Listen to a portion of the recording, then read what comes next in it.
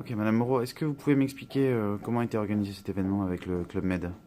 Alors en fait, le Club Med fait des recrutements, lance des recrutements sur le plan national et puis sur le plan international. Leur objectif, c'est d'aller au-delà. Il faut des informations collectives sur les grands centres. Et aujourd'hui, vous voulez se rapprocher des départements et des petites villes pour sensibiliser plus de demandeurs sur les postes proposés. Donc, on a organisé ça avec eux.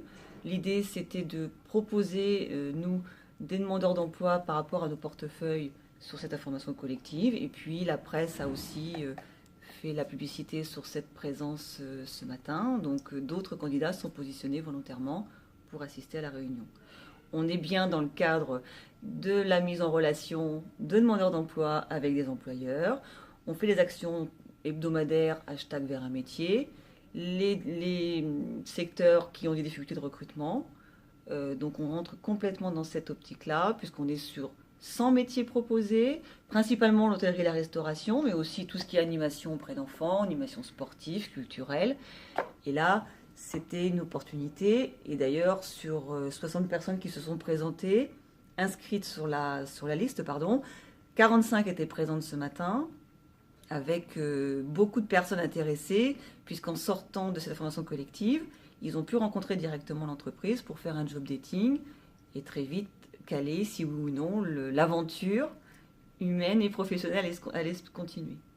Donc il y a eu 28 entretiens sur les 45 présents ce matin, Oui, 50% de réussite. 50% de réussite. Est-ce que c'est une... justement, est-ce que cette demi-journée est une réussite pour vous? C'est une belle réussite, ne serait-ce que déjà en termes de présence, parce que ça veut dire que ça n'est pas été qu'une inscription sur cette information par curiosité, c'est-à-dire que les gens sont venus rencontrer l'entreprise.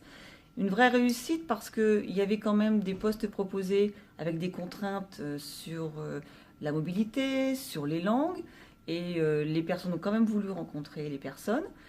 Ça veut dire aussi que pour les personnes qui n'ont pas pu aller au terme du recrutement parce qu'il leur manque peut-être un diplôme ou parce qu'ils ont un problème, enfin, ils ont besoin de monter en compétence sur des langues, notre rôle à nous, c'est de faire ce relais.